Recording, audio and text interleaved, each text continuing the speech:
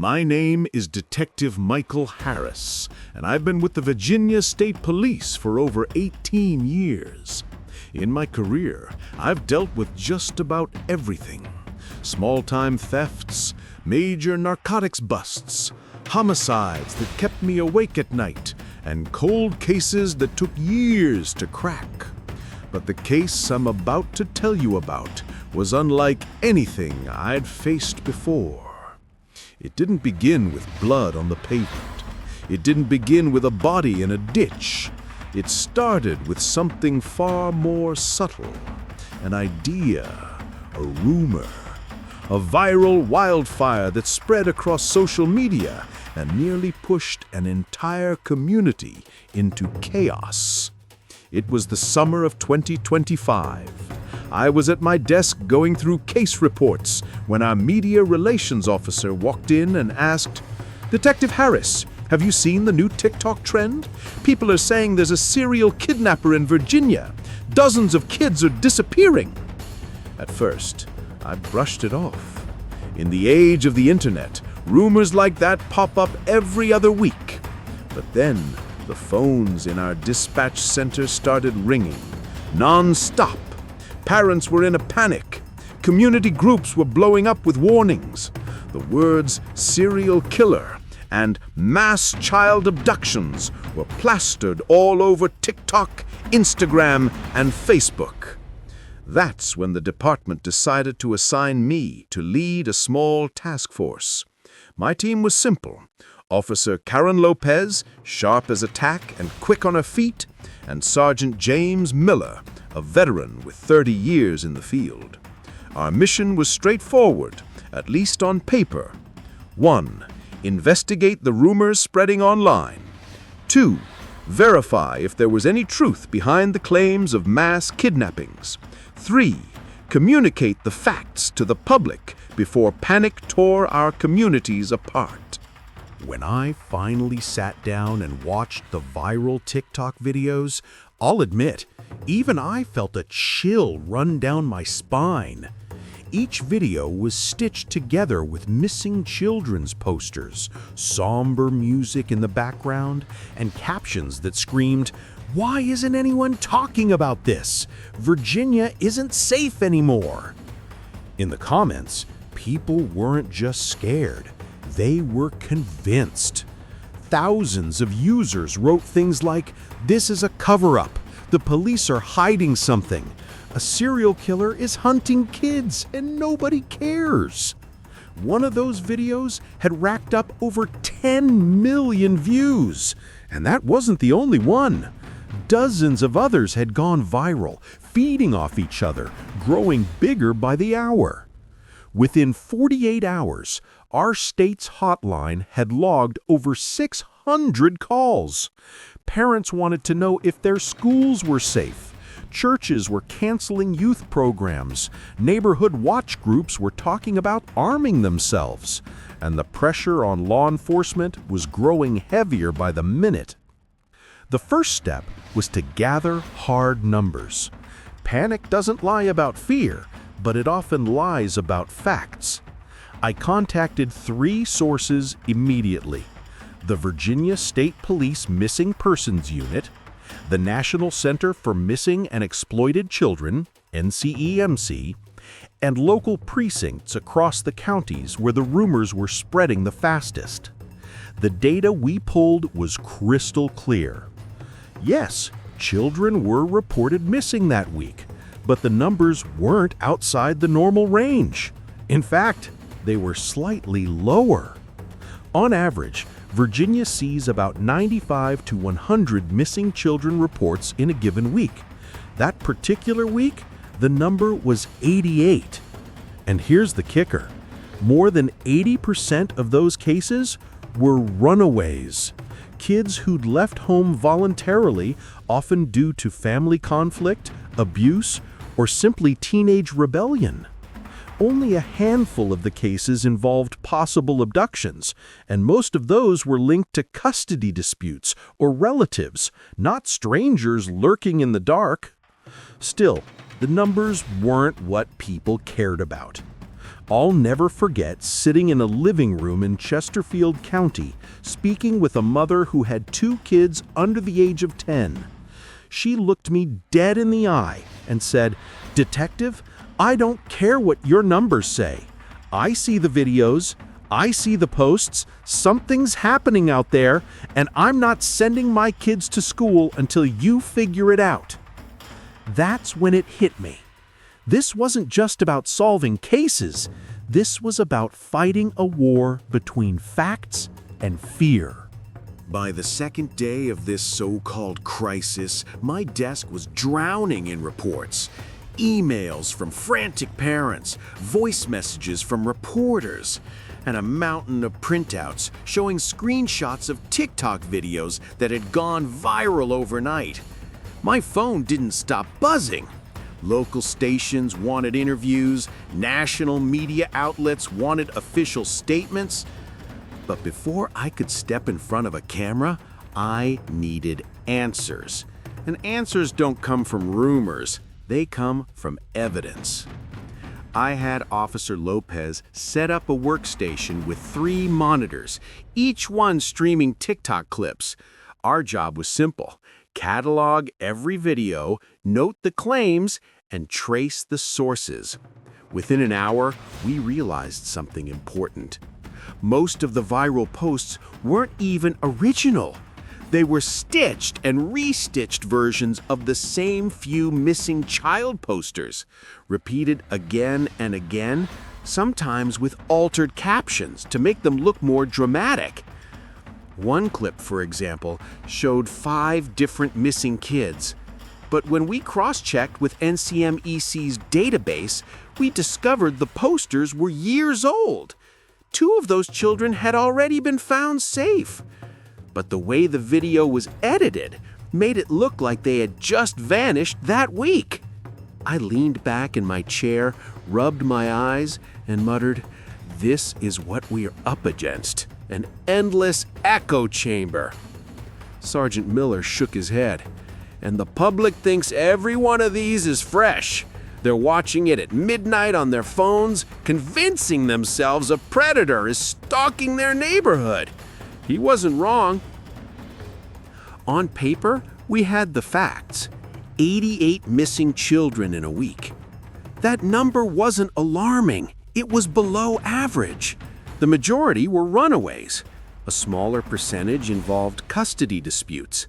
Only a sliver were potential stranger abductions. But the narrative on TikTok was louder than the truth. According to social media, we had a full-blown epidemic of child kidnappings, and the state police were covering it up.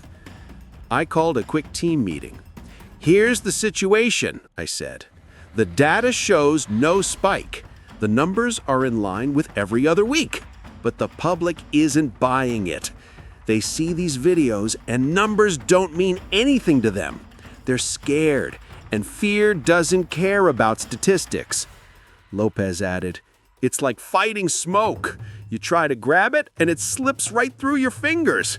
Every video we debunk, 3 more pop up." By day 3, the governor's office called our department. They wanted updates, daily briefings, and reassurances we had the situation under control. The pressure wasn't just about safety, it was political. If panic kept spreading, schools might shut down, businesses might take a hit. Virginia couldn't afford to look like a state where children were being hunted in the streets.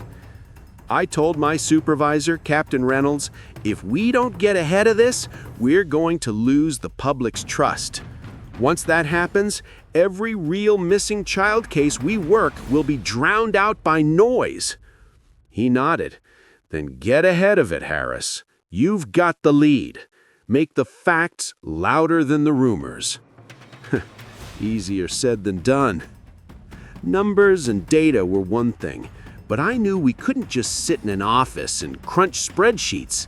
If we wanted to understand the real impact, we needed to talk to the people living this panic. Our first stop was a community center in Henrico County. parents had organized a meeting after one of the viral TikToks claimed that more than 100 kids had vanished in the Richmond area. When I walked in, the air was thick with tension.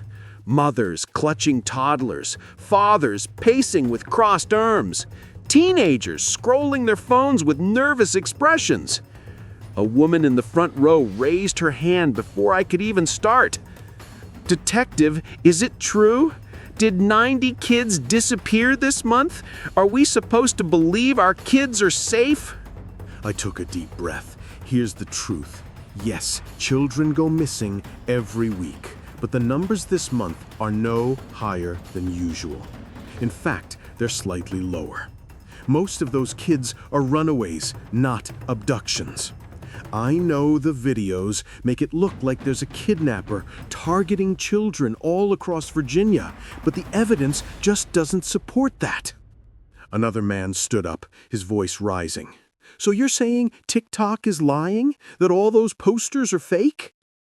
"No," I said carefully. "The posters are real. But many of them are old cases, already resolved, or kids who left home voluntarily. What TikTok isn't showing you is context. They're taking small pieces of truth and spinning them into something terrifying." Some people nodded, others looked unconvinced. And that was the battle. We weren't just up against lies. We were up against half-truths that felt real. That week, we got flooded with calls about suspicious vans, strange men in hoodies, and supposed abduction attempts. 90% of them turned out to be nothing more than misunderstandings. A delivery driver dropping packages, a father picking up his own kid from school, a teenager walking home with his hood up. But every false lead cost us time, energy, and manpower. Resources that could have been spent on actual missing child cases. I remember one call vividly.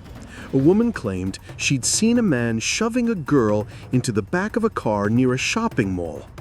We raced to the scene with lights and sirens, only to find out it was a brother giving his little sister a ride home after she refused to walk home. When we explained, the woman looked embarrassed, but also defiant. "Better safe than sorry," she said. I couldn't argue with that, but multiplied by hundreds of similar calls, it was overwhelming. By the end of the week, the media frenzy was in full swing. Local news anchors stood in front of schools talking about growing fears. National outlets were running headlines like "TikTok sparks panic over Virginia kidnappings." We were caught in a storm. If we spoke too strongly, people accused us of downplaying the threat. If we spoke too softly, they said we were hiding the truth. A reporter shoved a microphone in my face and asked, "Detective Harris, is there a serial kidnapper on the loose in Virginia?" I paused for a long second before answering. There is no evidence of a serial kidnapper. The claims on social media are not backed by data. But that doesn't mean we aren't taking every missing child case seriously. Our investigators are working around the clock to find every child who's been reported missing. It was the best I could do, firm but careful. Still, the clip was edited online to make it look like I'd hesitated because I was hiding something. That's when I realized this wasn't just an investigation. This was a fight for control of the narrative. Late one night, Lopez walked into my office with her laptop. She said, "You need to see this." It was another viral TikTok, but this one was different. Instead of fear, it was calling out the rumors. A young woman calmly explained that the numbers were exaggerated, that most cases were runaways, and that the police had publicly released the facts. She cited sources, showed screenshots from the official state police website, and urged people to stop spreading misinformation. The video had over 2 million views and counting. I felt a flicker of hope. Maybe, just maybe, truth could go viral too. But the battle was far from over. The night I saw that counter video go viral, I felt a strange mix of relief and frustration. Relief because someone out there was finally trying to bring reason into the chaos, and frustration because it shouldn't have to come from a random TikTok creator. That should have been our job. Law enforcement is supposed to be the steady hand, the voice of truth in times of panic. But the internet moves faster than official statements, and by the time we fact-check, draft a press release, and get approval to share it, the rumor mill has already spun out 100 new stories. I barely slept that night. My phone kept buzzing with alerts, some from my team and some from journalists looking for a soundbite. When I finally closed my eyes, all I could see were those posters flashing across a screen, music swelling, captions screaming about predators and killers. Fear travels like a bullet, and we were chasing it on foot. The next morning, I drove straight to headquarters. My coffee was still burning hot when Sergeant Miller dropped a thick folder on my desk. He said, "These are all the leads from last night. 42 calls. We chased down every single one. Nothing." He looked exhausted. His uniform was wrinkled, his eyes red. I flipped through the reports. A man walking his dog, mistaken for a stalker. A teenager waiting in a car outside a friend's house, mistaken for a kidnapper. A church van misidentified as a suspicious vehicle. Every single report ended the same way, unfounded. I leaned back, rubbing my temples. "We can't keep this up, Jim. It's draining us. If a real abduction happens in the middle of all this noise, we might miss it." He nodded grimly. That was the fear none of us wanted to say out loud. Lopez came in a few minutes later with her laptop. She said, "I dug into some of the biggest accounts pushing these videos." She said, "Most of them aren't even from Virginia. Some are from California, Texas, even overseas. They're just reposting content for views. They don't care if it's true." She clicked play on one clip that had over 4 million views. The creator wasn't a parent, wasn't connected to any missing children, just a guy sitting in his bedroom with dramatic music playing, saying, "Virginia is hiding the truth. Kids are being kidnapped by the dozens, and law enforcement is silent. Share this before it gets taken down." I slammed my hand on the desk. "Silent? We've been working ourselves into the ground." But shouting at a screen wouldn't change anything. Lopez looked at me and said softly, "They're not looking for truth, sir. They're looking for clicks." I knew she was right. The internet rewards fear, outrage, and drama. Facts are boring. Context doesn't trend. And we were fighting not just a rumor, but an economy built on amplifying that rumor. By the end of the week, the governor himself called a press conference. He stood at a podium, flanked by state police officials, and told the public clearly, there is no evidence of a mass abduction or serial killer in Virginia. He explained the numbers, reassured parents, and promised that every missing child case was being investigated. I was standing just off stage, watching his words ripple through the room. For a brief moment, I thought it might calm things down. But within hours, TikTok was flooded with videos calling him a liar. People clipped his speech, added captions like "cover up" and "don't trust them," and the panic continued. It felt like bailing water out of a sinking ship with a teaspoon. The impact on families was heartbreaking. I visited one household in Richmond where a mother refused to let her 13-year-old daughter walk to the corner store. She showed me her phone, scrolling through endless videos, tears in her eyes. "How can I take the risk, detective? What if she's next?" I wanted to tell her she was safe, that the numbers didn't lie. but I could see that facts meant little compared to the images burned into her mind by social media. The stress was showing in our department too. Officers were stretched thin, morale was dropping, and tempers were short. Miller snapped at a dispatcher one evening, something I'd never seen him do in years of working together. Lopez admitted she'd stopped checking her personal social media because the hate comments aimed at law enforcement were overwhelming.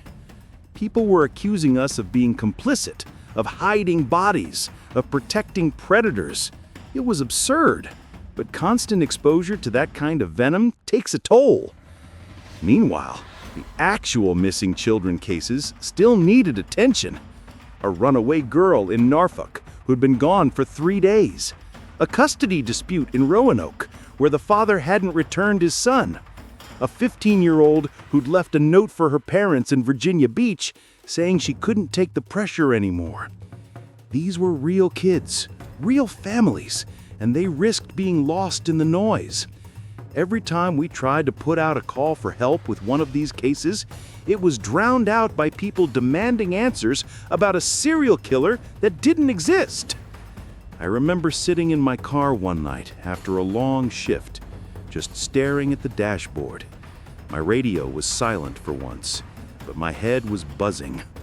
I thought about the kids who really were missing, the parents who really were suffering, and how their pain was being turned into clickbait. I thought about the hundreds of officers across Virginia chasing shadows, burning fuel, burning energy, because fear had become viral. It wasn't just about missing kids anymore. It was about trust. Trust in law enforcement, trust in institutions, trust in truth itself. And I was starting to wonder if we could win that battle at all. The panic didn't fade the way we hoped it would. If anything, it evolved. At first, the rumors were just about kidnappings, about children being snatched off the streets. But soon, the whispers grew darker. TikTok creators began spinning theories that there was an organized ring, a network operating in Virginia, taking kids for reasons too horrifying to name. Words like trafficking and sacrifice started showing up in the captions, and once those words were out there, the story took on a life of its own. I sat in my office one evening scrolling through these videos, my stomach turning. They weren't just scaring parents anymore, they were enraging them. I read comment after comment calling for vigilante justice, for citizens to arm themselves and patrol their neighborhoods, to take matters into their own hands since the cops are lying. It was the kind of talk that could get someone hurt. The next day, we had our first real incident. A man in Chesterfield pulled a gun on a stranger in a parking lot because he thought he was trying to lure kids. The so-called predator was just a college student waiting for his ride. Thank God no shots were fired, but the message was clear. This wasn't just online anymore. The fear was spilling into the streets. We decided we needed more than press conferences. We needed face-to-face communication. I organized a series of town hall meetings across different counties. The goal was to talk directly to residents, to answer questions without the filter of social media. At the first meeting, I stood in front of a gymnasium packed with angry, scared faces. I told them the numbers, the facts, the breakdowns of cases.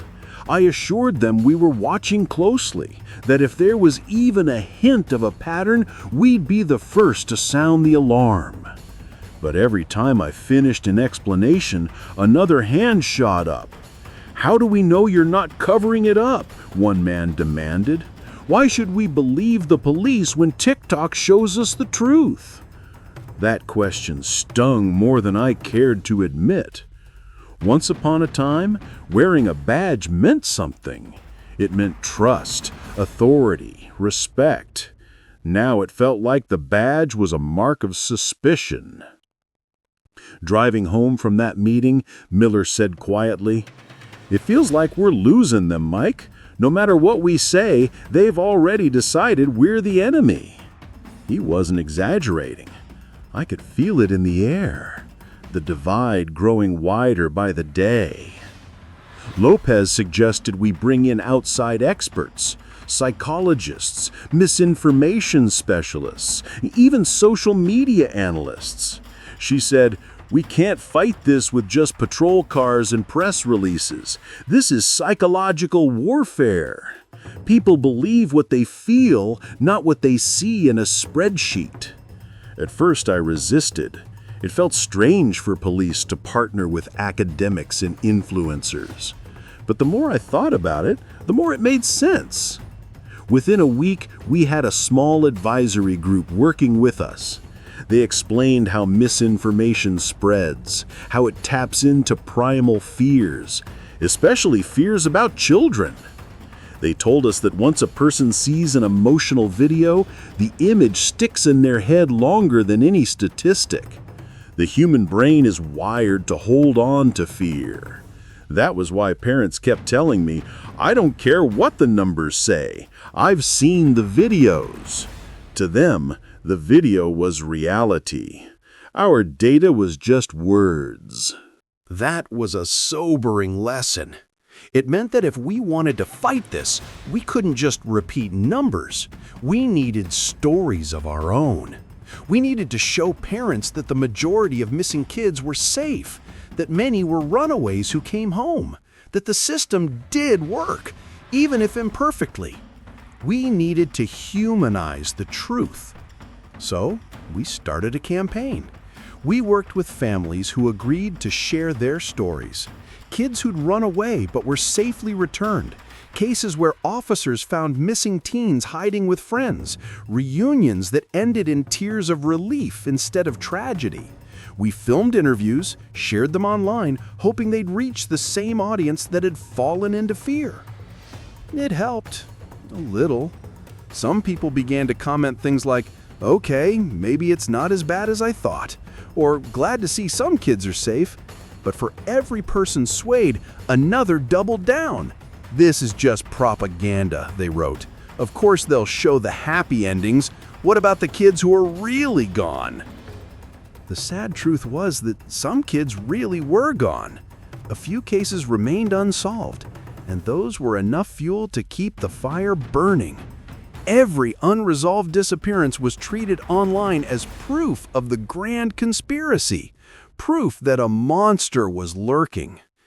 I couldn't stop thinking about one case in particular, a 16-year-old girl from Fairfax who vanished on her way home from work.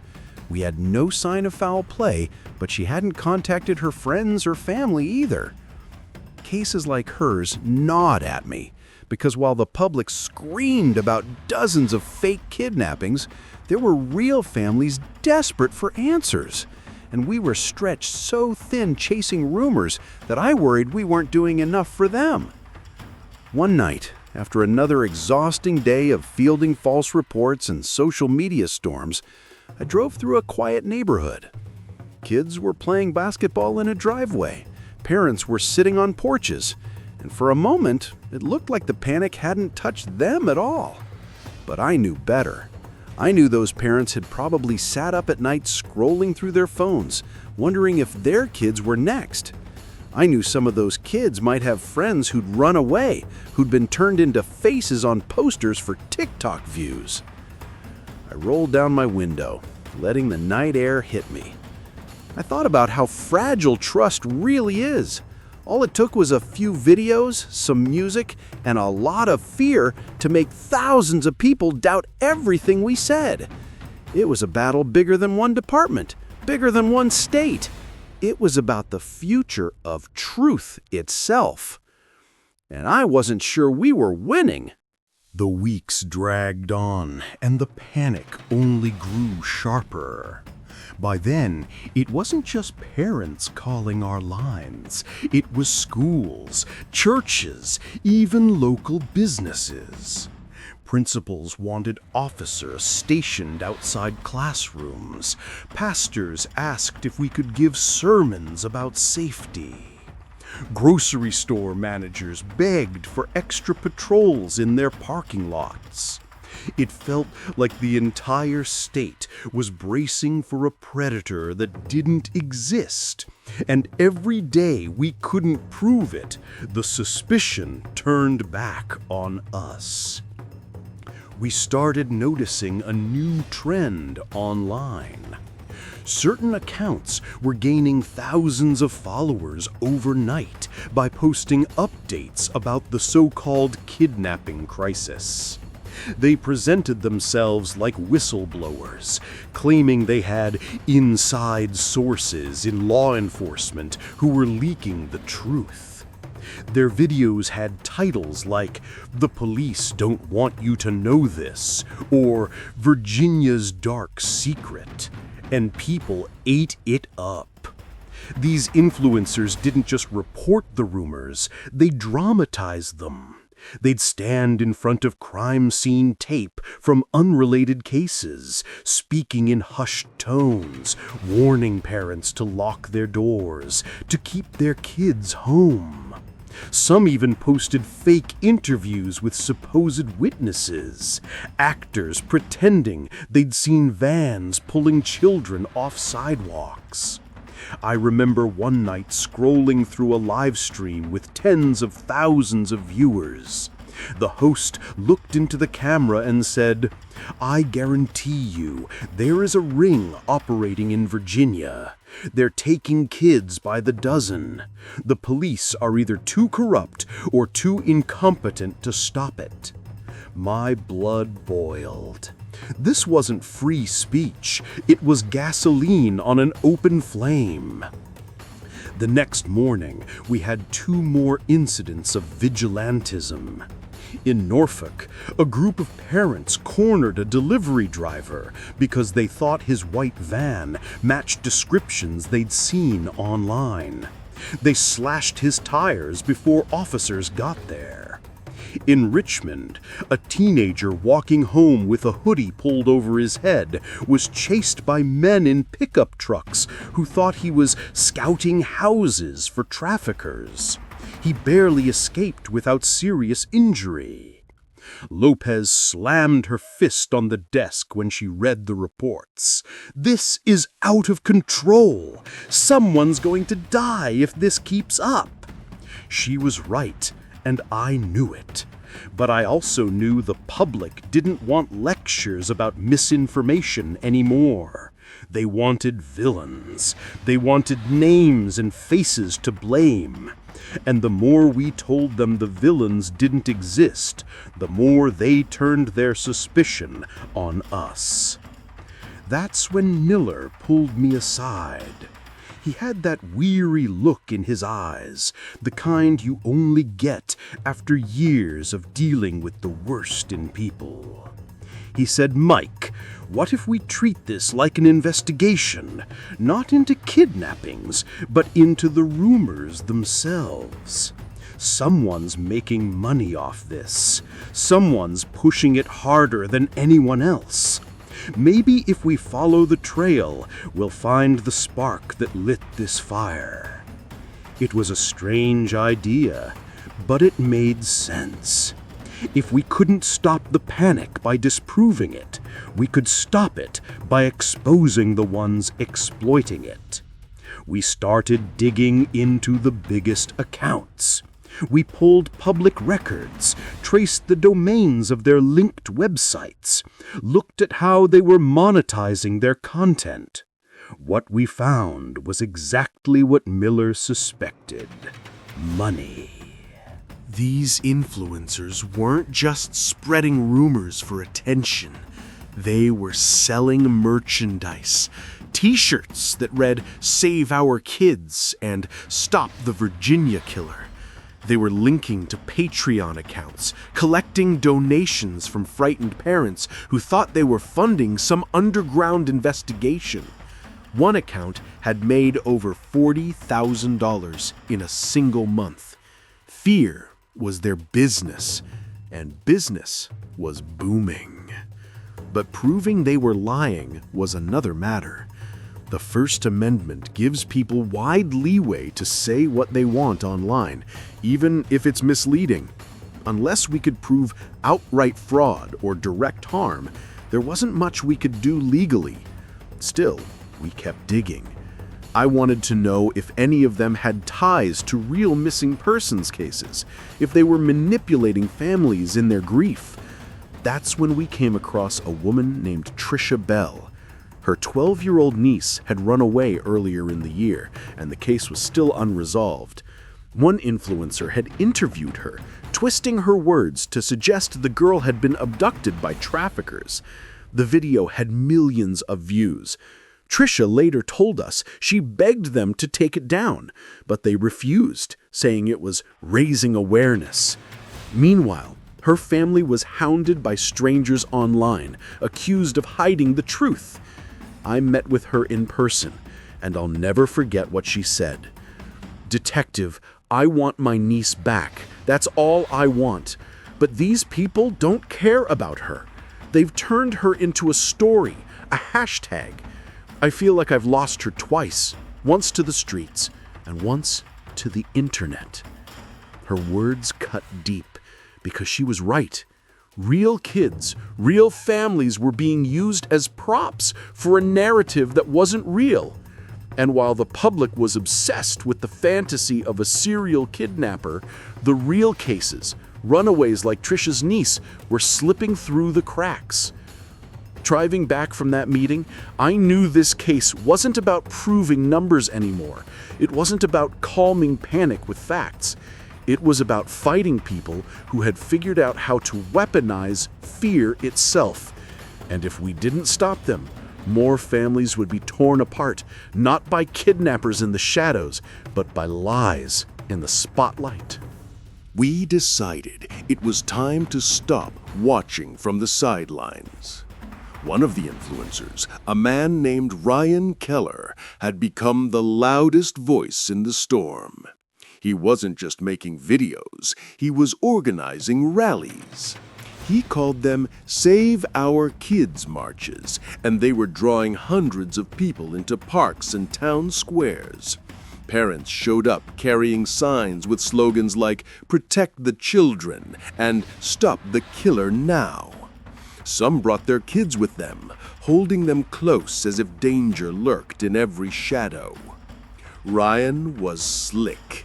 He wore a suit jacket over t-shirts with his own logo on them, spoke with the confidence of a preacher, and used just enough statistics to sound credible. At one rally in Richmond, he looked straight into the camera and shouted, "They won't tell you the truth, so I will. Over 200 children are gone, and the government wants you silent.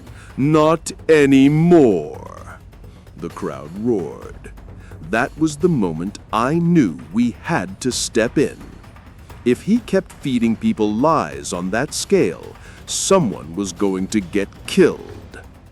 We didn't have grounds for an arrest, but we could question him, dig deeper, maybe catch him slipping into outright fraud. Miller and I decided to approach him after one of his events, off stage, away from the cameras. When we caught up with him, he was laughing with the group of volunteers, handing out flyers and directing people to his online donation page. I showed my badge and introduced myself. He looked me up and down, and instead of nervousness, I saw satisfaction in his eyes, like this was the attention he'd been waiting for. "Well, well," he said, smirking. "Took you long enough? I was wondering when the boys in blue would try to shut me up." I kept my voice calm. "We're not here to shut anyone up. We're here because what you're saying is putting people in danger. False reports, innocent folks getting attacked, chaos in neighborhoods. Do you understand the consequences of what you're spreading?" He leaned closer, lowering his voice so his supporters wouldn't hear. Detective, let me explain something. Fear is power. And right now, I have more of it than you do. These people don't trust you. They trust me. And the more you try to push back, the stronger I get. Later that week, things escalated. One of his rallies turned ugly when a group of angry men stormed a police barricade, screaming that we were hiding missing kids in secret facilities. Officers had to use tear gas to break up the crowd. Video clips of the clash went viral within hours, but the narrative online was twisted. Headlines read, "Police attack parents demanding justice." Once again, we were painted as villains. That night, I sat in my car outside the precinct long after my shift ended.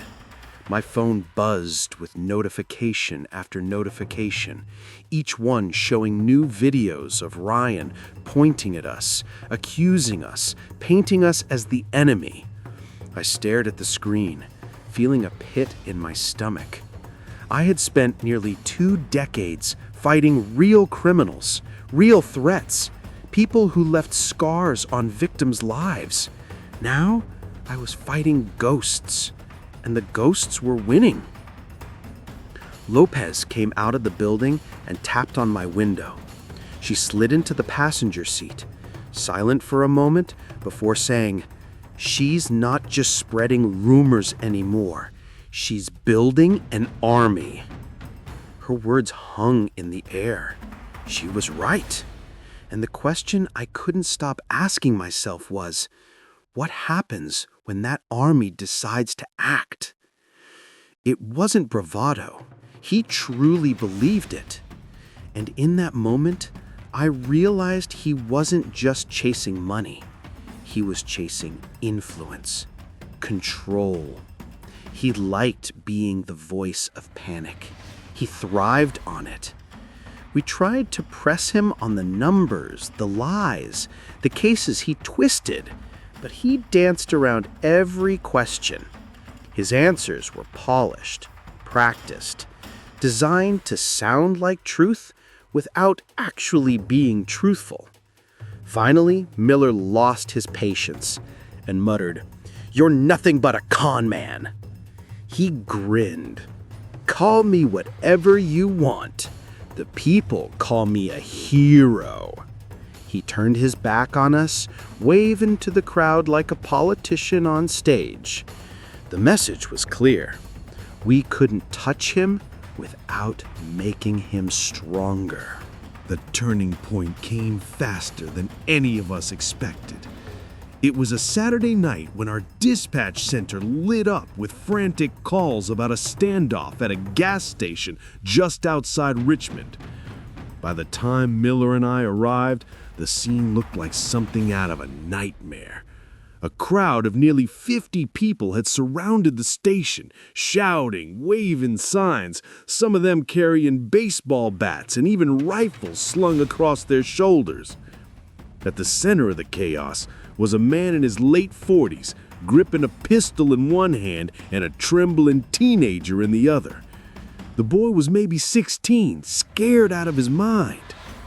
The man shouted to anyone who would listen that he'd caught one of the traffickers in the act. The crowd believed him instantly. They chanted for justice, egging him on, some even filming the scene as if it were proof of the conspiracy finally exposed. I raised my hands, trying to keep my voice steady. "Sir, put the weapon down. That boy is not a trafficker. He's just a kid. Let him go." The man's eyes were wild. Sweat poured down his face. "Don't lie to me. I've seen the videos. I know what's happening. This one was scouting. They take pictures, they mark the houses, then they come back for our kids. Not this time, not while I'm standing here." Lopez flanked me carefully, keeping her voice calm and even. "We'll check him out, I promise you that, but pointing a gun at him is not gonna save anybody. You're gonna hurt an innocent boy if you don't let go. For a few long seconds, the air was heavy with silence, the kind that makes your pulse hammer in your throat. The crowd watched with hungry eyes, their phones raised like torches. They didn't want a peaceful resolution. They wanted a spectacle, something that would validate every fear Ryan Keller had fed him. Then, by some miracle, the man's grip faltered. The boy twisted free and bolted. Officers rushed in, disarming the man and dragging him away as the crowd erupted in angry boos. Some shouted at us, calling us traitors, accusing us of protecting predators. One woman screamed inches from my face, "We know what you're hiding! You can't silence all of us!" The boy was shaken, but unharmed. Still, the damage was done. The video spread like wildfire, but the narrative was once again twisted. Online, it wasn't about a vigilante nearly shooting an innocent teenager. It was about the police swooping in to rescue a supposed trafficker from righteous justice. By the next morning, hashtags like "Police Protect Predators" and "Virginia Cover Up" were trending nationwide. I barely had time to breathe before the calls from city officials started pouring in. The mayor demanded answers. The governor's office scheduled an emergency briefing. Federal agencies wanted updates. Everyone wanted to know how a rumor had grown into an armed standoff in the middle of a gas station parking lot. But behind closed doors, Miller said what we were all thinking. This isn't just Ryan anymore. He's got help. Someone's feeding this, pushing it harder than one man ever could. At first, I brushed it off as paranoia, but the more I thought about it, the more it made sense. The coordination, the funding, the professional look of some of the videos, it was too polished, too organized. And Ryan himself, as charismatic as he was, didn't strike me as the kind of man who could mastermind something this big alone. Lopez began combing through the financial records again, looking for patterns, and what she uncovered chilled me. Some of the donation accounts linked to Ryan's movement traced back to shell companies registered out of state, even overseas. There were layers of obfuscation, money moving in ways that suggested deliberate laundering. We sat in that dim office staring at the data. The implications were terrifying. This wasn't just one loudmouth stirring up panic for profit. This could be something bigger, something with intent, resources, and a plan. And if that was true, then Virginia wasn't just facing a wave of misinformation. We were standing at the edge of something much darker. The moment Lopez showed me the trail, cold ran down my spine. It started with a dozen small-dollar donations, $50 here, $100 there, that on their own looked harmless. But when we followed the links, they fed into a network of payment processors that funneled into two shell companies with no real business activity. Those shells, in turn, paid for targeted ad buys, professional video editing, and even event security for Ryan's rallies. The money trail zigzagged through Wyoming, Delaware, and then offshore accounts that required subpoenas and cooperation with federal partners to trace. Whoever was bankrolling this didn't want to be found.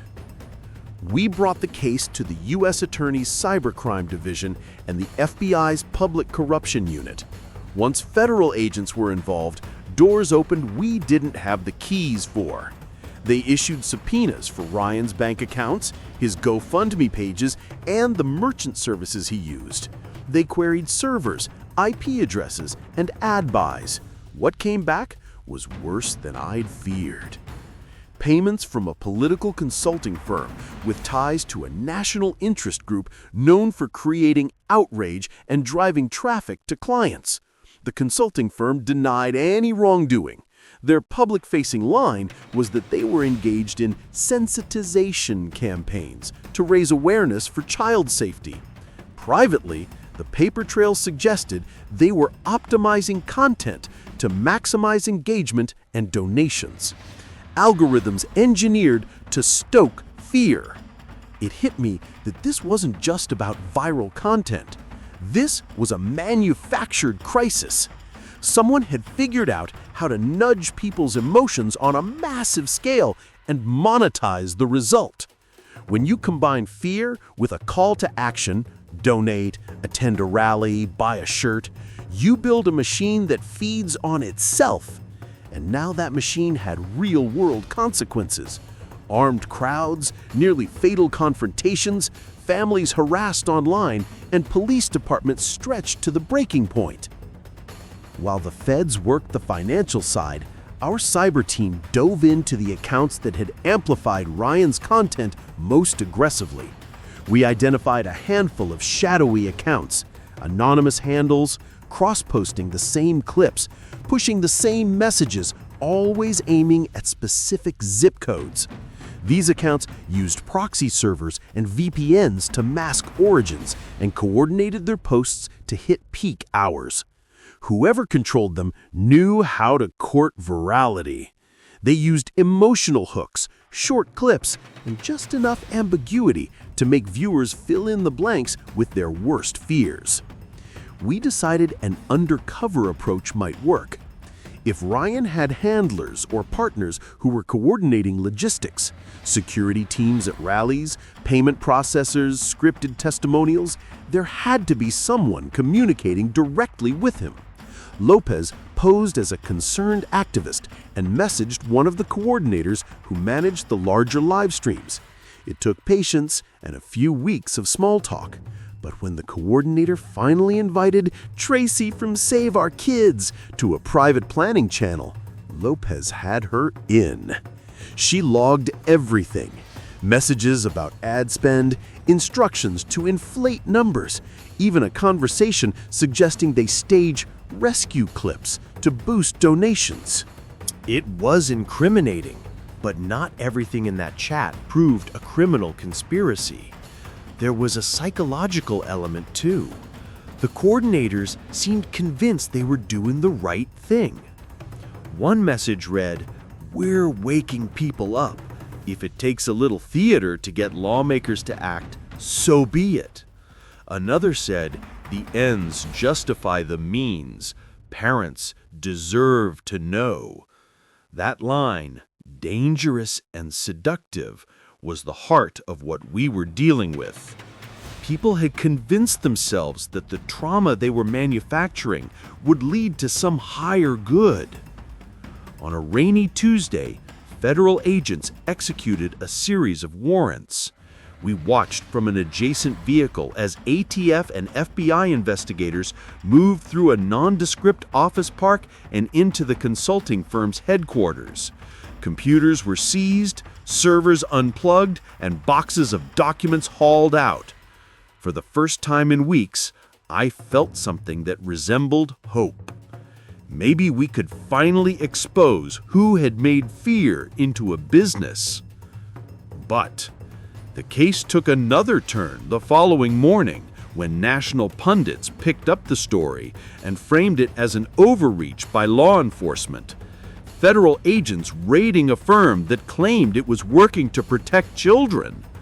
The narrative flipped in a heartbeat. The government was attacking activists. The videos that had fueled panic were now being used to show censorship. And Ryan's supporters painted the raid as proof of a cover-up. I'd always thought there was an order to this world. Facts lead, emotions follow. What we were seeing now was the opposite. Emotion dictating facts, and institutions running to catch up. The public fallout complicated our investigation. Witnesses who might have cooperated suddenly backpedaled, afraid of being labeled as part of an establishment conspiracy. Some civic leaders distanced themselves from us, worried about appearing heavy-handed. I remember sitting in a meeting with the U.S. Attorney and the FBI lead, watching the room split between legal strategy and public affairs concerns. The real work of building a prosecutable case had to happen quietly, but every quiet move risked being amplified into a new conspiracy theory. Amid all that, a small breakthrough gave us a thread to hold on to. Ryan's videographer had been sloppy. He'd uploaded raw footage to a cloud account and named files with a location tag.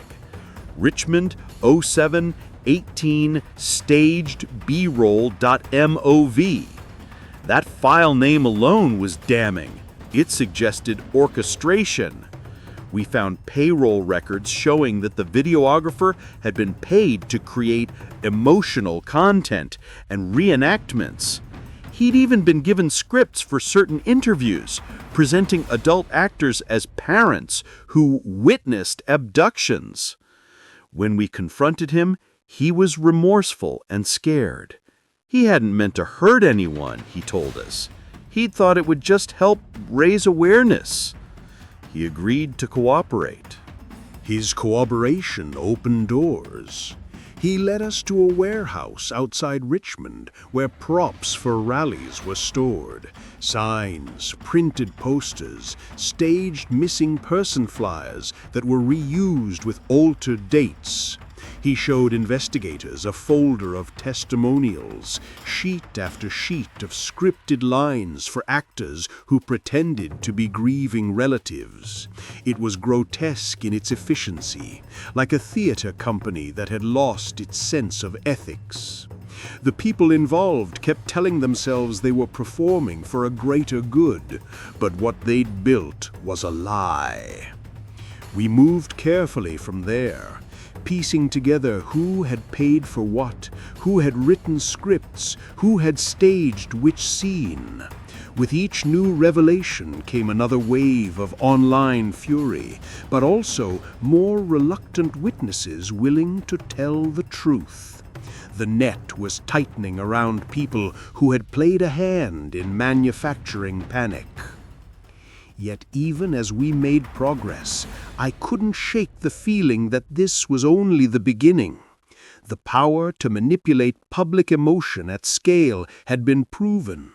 Whoever had backed this operation had learned valuable lessons about optimizing outrage, algorithms, micro-targeted ads, and the human weakness for dramatic narratives. They had weaponized empathy, and in doing so had created a dangerous tool that others could use again. Our investigation might shut this one operation down, but the model it relied on would remain, waiting for the next opportunist to exploit it. We were closer to answers, but the stakes had grown. This wasn't just about arrests and prosecutions anymore. It was about whether a society could withstand manufactured panic without tearing itself apart. And that question felt far heavier than any case I had handled before. By the time the first indictments were drafted, Ryan had vanished. His accounts went silent, no new live streams, no sudden appearances at rallies. At first we thought he was in hiding, but then chatter from his inner circle suggested something else. He was preparing for a bigger stage. A few weeks later, rumors confirmed it. Ryan had been invited to speak at a parental rights summit in Dallas, sponsored by a coalition of fringe groups. This wasn't a retreat, it was an escalation. The U.S. Marshals put his name on a watch list, but legally, he hadn't been charged yet. Without an active warrant, Ryan was free to travel. That made our work harder. We had to build the case fast enough that prosecutors could file charges before he stepped into a national spotlight. If he made it to Dallas and framed himself as a persecuted truth-teller, every hour of investigative work risked being drowned in applause and chants. We kept digging. Lopez found a cache of emails between Ryan's team and the consulting firm. They weren't just coordinating finances, they were scripting narratives weeks in advance. Subject lines read like production schedules. Release staged clip, urban playground scare. Cue mother testimonial, crying version. Amplify with bots, target zip codes. The cynicism was staggering. They didn't see themselves as activists or parents. They saw themselves as content creators with a business model built on fear. What chilled me most was how they described their audience. One email called them engagement clusters. Another noted, fear converts better than hope. Repeat the loss, repeat the risk. These weren't partners protecting children. They were engineers of panic, dissecting human psychology for clicks and cash. Meanwhile, federal analysts traced offshore payments tied to the shell companies. One lead pointed toward a data marketing firm based in Eastern Europe, a group already flagged for election interference campaigns.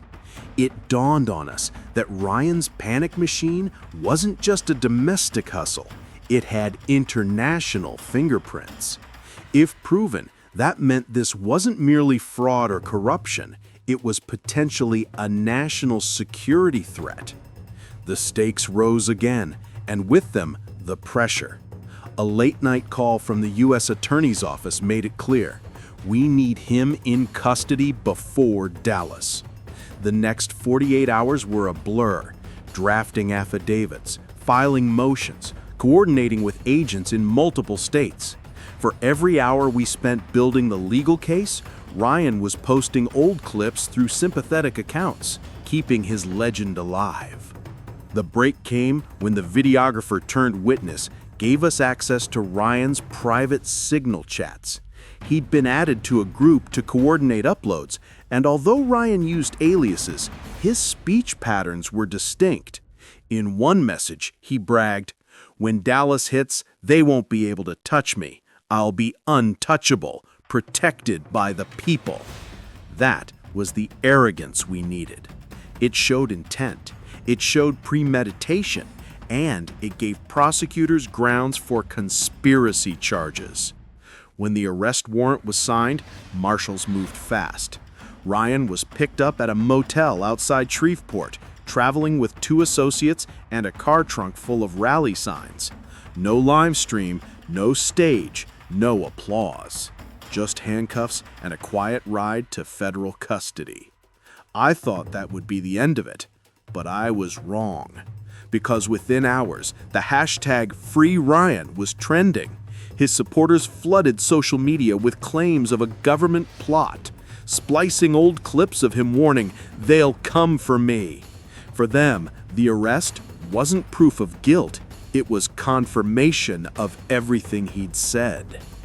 That night, as I sat at my desk reviewing evidence, I realized something that kept me awake long after the building went quiet. Ryan might be behind bars, but his story had already escaped him. It was out there now, alive, mutating, spreading faster than any fact we could publish. And if fear had become a business, then Ryan was just its first celebrity. When Ryan went into custody, a lot of us assumed the worst of the chaos would ebb. I wanted to believe that because the arrests were tangible. Paperwork, handcuffs, a courtroom calendar. But it turned out arrests don't close narratives. They only change their shape. Ryan's trial became a stage for every grievance, every partisan headline, every influencer who learned the formula and wanted to test it themselves. Courtroom days felt like days of a political campaign. Cameras packed the gallery. Commentators speculated on whether the prosecution would reveal the offshore links or if Ryan would claim persecution and martyrdom. In the courtroom, he was calm, even theatrical at times, leaning into the role his audience expected him to play. His defense argued entrapment and free speech. The prosecution had voicemails, bank transfers, draft scripts, and witness testimony showing deliberate staging. We built our case carefully, but the court of public opinion moved with a different logic. Outside the courthouse, it only got worse. New groups, smaller and more extreme, picked up the playbook. Some were local, people who had watched viral clips and thought, I can do this too. Others were more organized, copycat pages that rebranded the original messaging to target new communities, new fears. Within days of Ryan's arrest, an entirely different cluster of accounts started a campaign about missing teens in Northern Virginia that had no basis in recent reports. The pattern was the same: emotionally edited clips, anonymous eyewitness interviews, and a donation link.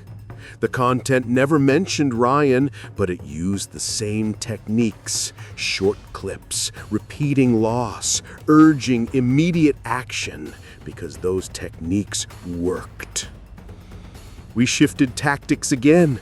Beyond the financial subpoenas and undercover chats, we had to hunt down the smaller nodes of the network, the micro-influencers who were sprouting like weeds. Tracking them meant sleep-deprived cyber shifts, working with platform trust and safety teams, and convincing small-time creators that they were being manipulated. Some cooperated when we showed them the script pages and payment records. Others doubled down, angry and convinced they were exposing corruption. Meanwhile, the families who'd been thrust into the spotlight wanted something other than a spectacle. Trisha Bell's family asked me to help them find resources so they could search for her niece without being ambushed by camera crews or internet trolls. A dozen other parents asked for the same. They were tired of being used as props in moral panic theater. We tried to provide privacy, to place the real missing cases back at the center of our work, but every effort competed with the louder noise online. Politics made the job worse. Local leaders wanted showy solutions, a task force parade, a visible police presence outside schools, push notifications that reassured or alarmed, depending on the angle. Some officials demanded arrests for inciting panic.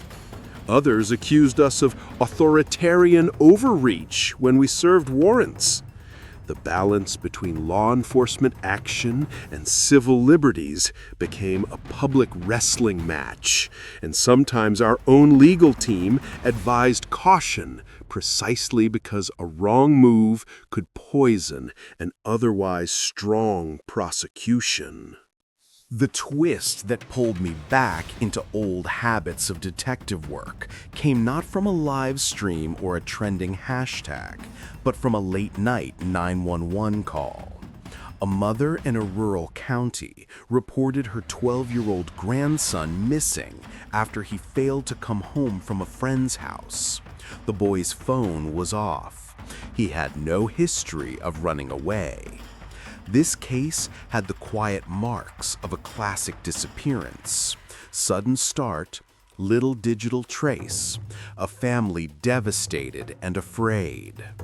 I remember thinking, even before we knew anything, that this was the kind of thing we used to count on.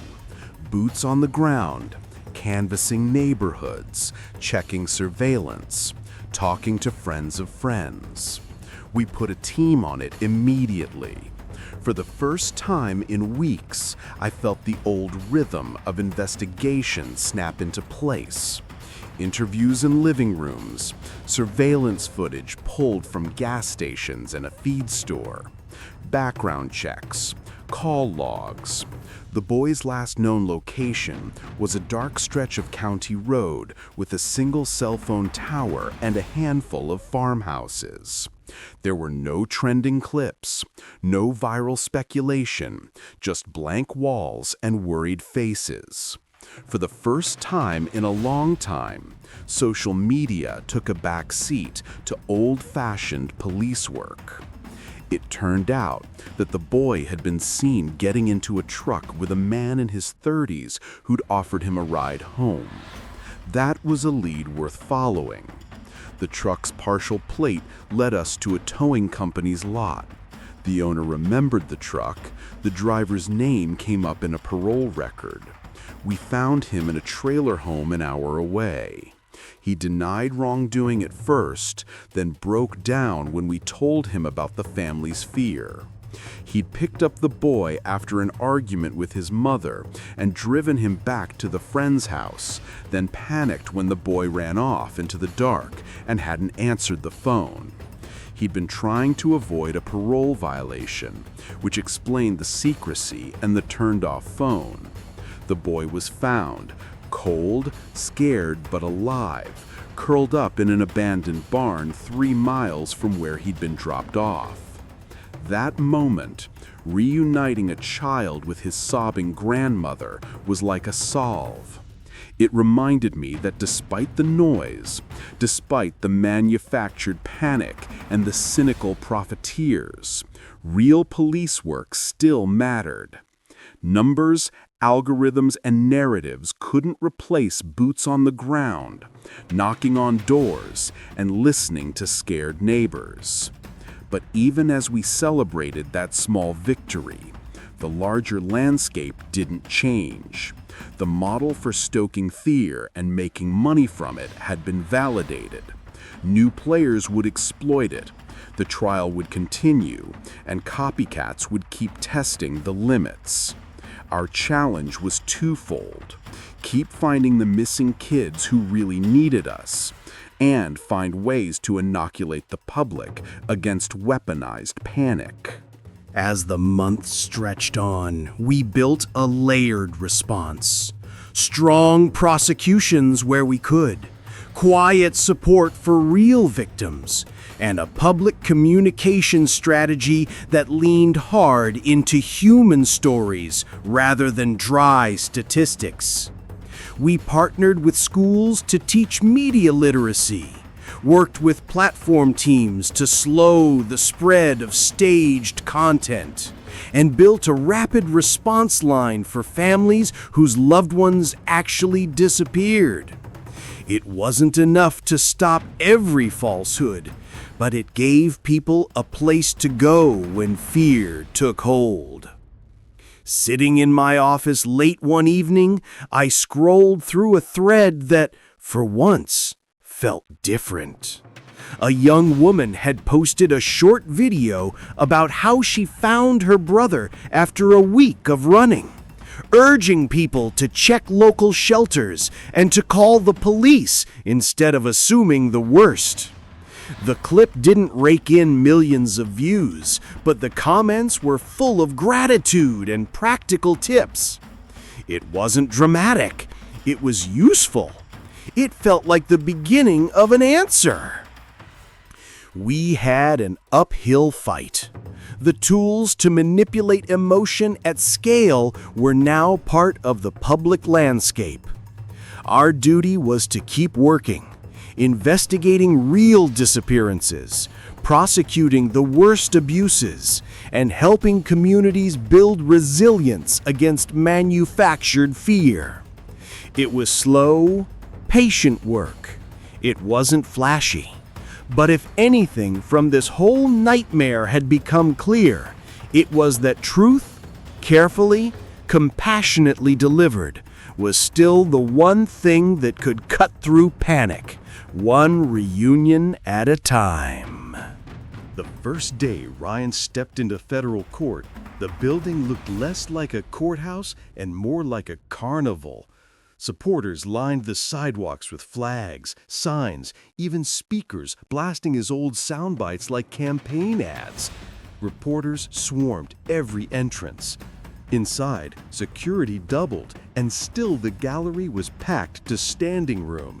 Every seat, every corner, every lens pointed at one man. Ryan knew it. He walked in with the confidence of someone who believed the trial itself was part of his show. His lawyers were sharp, aggressive, and media savvy. They framed him not as a fraud, but as a patriot punished for speaking out. When prosecutors introduced bank records tying him to the shell companies, the defense countered with claims of political persecution. When witnesses described how he staged videos, the defense asked whether those witnesses had been coached by the government. Every fact was met with a story, and every story was fed straight back into the online ecosystem that worshipped him. I sat on the stand, giving testimony about our investigation. I walked the jury through the numbers, how missing child reports had remained steady, how the viral claims exaggerated reality. I explained the financial trail, the staged scripts, the fake props. But as I spoke, I could feel the eyes of the crowd not searching for truth, but waiting for any slip they could turn into fuel. In that room, facts felt fragile. Outside the courtroom, the storm only grew. Lawmakers began using Ryan's name in speeches, some condemning him, others praising him as a symbol of ordinary people silenced by elites. Bills were introduced that had nothing to do with missing kids, but everything to do with capitalizing on the outrage. It was a reminder that panic wasn't just profitable, it was political currency. Inside our task force, frustration simmered. We had built a case brick by brick, risking our safety, burning through nights of work, and still it felt like we were fighting a shadow that multiplied every time we struck it. Miller said what many of us thought but hadn't voiced. If we hold back the full story, we'll lose this. The public needs to see everything. The offshore money, the consultants, the staging, all of it. The U.S. attorney hesitated. Releasing too much could backfire, taint the jury pool, give the defense grounds for mistrial, even spark more unrest outside. But keeping it sealed meant the public would keep living inside Ryan's version of the truth. It was a damned if you do, damned if you don't situation. Then came the leak. A trove of emails from the consulting firm appeared on an independent journalist's blog, raw and unredacted. The messages spelled out the cynical planning, the test phrases, the bot campaigns, the instructions to add tears to testimonial videos. The leak spread faster than any official briefing ever had. For the first time, ordinary people saw behind the curtain. Some die-hard supporters dismissed it as fabrication, but for many, the spell cracked. The courtroom atmosphere shifted. Jurors leaned in when the prosecution tied leaked messages to Ryan's private chats. Reporters stopped quoting his speeches uncritically. Even some lawmakers quietly stepped back. The momentum finally began to tilt. But victories in cases like this never come clean. The leak triggered new threats, anonymous calls, messages to officers' families, a fresh wave of online harassment. And somewhere deeper in the investigation, federal analysts found traces of another player, an organized effort still running campaigns, already pivoting to new narratives unrelated to Ryan. The machine was bigger than one man, and cutting off his influence wouldn't stop it. That night, I sat in my office staring at the latest briefing. I realized that no matter how this trial ended, our work wasn't about one defendant anymore. It was about building a defense against something that had no single face, no single name. A shadow economy of fear, thriving in the open. And as Ryan's trial crawled towards its climax, we braced for the next storm. Because the people who built this chaos weren't finished. They were just adjusting the script. The last week of the trial felt like walking on glass. Every day the courthouse swelled with people, some carrying Ryan's face on t-shirts, others shouting for his conviction. We had riot teams on standby, not because of what was happening inside, but because of what could spark outside if the verdict didn't match the crowd's expectations. Inside, the jury heard closing arguments. The prosecution laid out the case plain. Ryan Keller wasn't a whistleblower. He was a profiteer. He had knowingly staged false stories, manipulated families, and fueled panic for money and influence. The defense painted him as a man silenced for telling uncomfortable truths. I sat through it all, knowing the jury wasn't just deciding one man's fate. They were deciding whether facts still had weight in this country. When deliberations began, the courthouse grew tense. Supporters camped outside with coolers and lawn chairs, chanting late into the night. News vans lined the streets. Inside our command post, we rotated shifts, waiting for the call. Hours turned into a full day, then 2, then 3. By the 4th day, whispers of a hung jury started circulating. But on the 5th morning, the foreperson handed the judge the verdict slip. Everyone stood as the clerk read the counts one by one. Conspiracy to commit fraud, guilty. Wire fraud, guilty. Staging false reports, guilty. Money laundering, guilty. The words echoed, heavy and final. Ryan sat still, his face unreadable, but I could see the calculation in his eyes. Even in defeat, he looked like a man who believed he'd already won. Outside, the crowd erupted, not with silence, but with fury. Chants of free Ryan surged like a wave. Some pushed against barricades, bottles flew, riot gear snapped into place. For a moment, I thought the courthouse steps would become another flashpoint of violence. But something unexpected happened.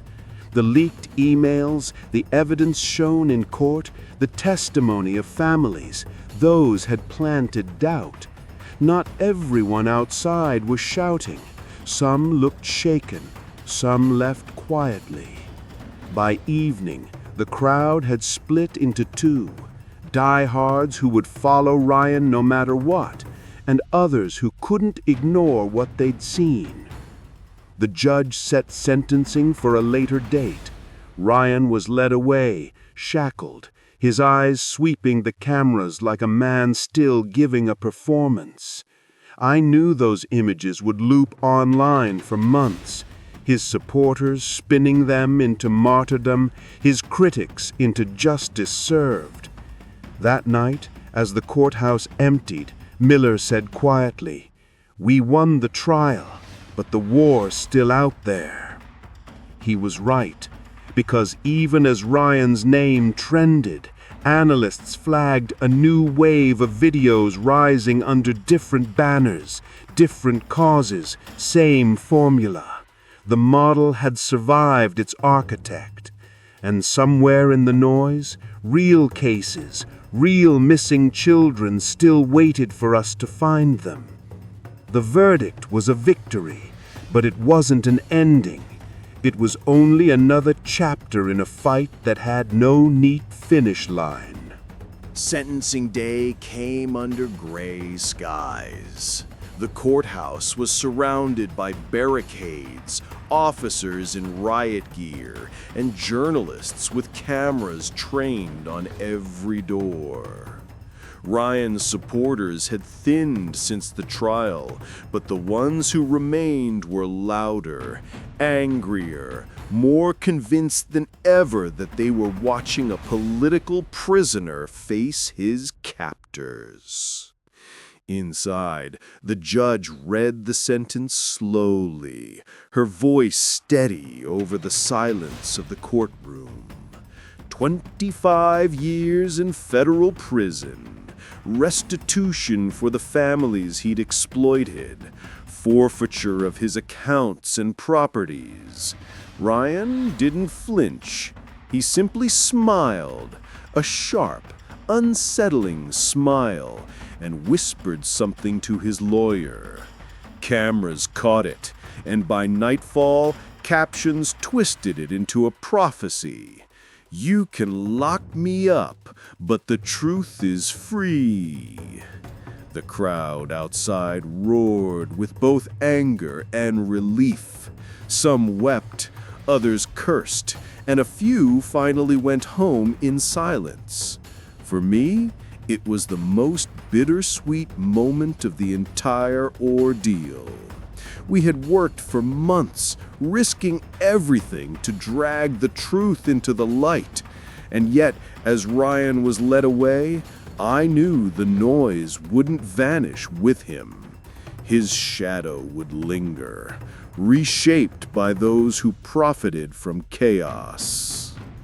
But there was another side to the story, one the cameras rarely showed. Families who had once been props in a circus were beginning to heal. Parents who had lost children could finally grieve in peace, free from the swarm of microphones. A grandmother in a rural county kept sending us pies, thanking us for bringing her grandson home safe. A high school teacher started a small program to help kids understand how to spot misinformation before it spiraled. And in our department, despite exhaustion and scars, there was pride. We had faced down a storm of lies and stood our ground. We hadn't stopped every rumor or silenced every voice, but we'd proven that truth could still cut through, even if only one reunion, one family, one life at a time. On my last night with the task force, I walked the empty hallways of the precinct, listening to the hum of old fluorescent lights. The city outside buzzed with its usual chaos, traffic, chatter, the pulse of a place that never really slept, and I thought about all the missing children whose faces had crossed my desk. Most of them found, some of them still waiting. Their names mattered more than any trending hashtag. I realized then that our work wasn't about defeating a man like Ryan Keller. It was about refusing to let fear dictate the truth, about showing up day after day, even when the world was louder than reason, about finding the lost and bringing them home. The case was over, but the mission remained. Because in the end, the real victory wasn't in the courtroom. It was in every child returned, every family reunited, every life pulled back from the edge of despair. That was the job, that was the promise, and no amount of noise could ever drown it out.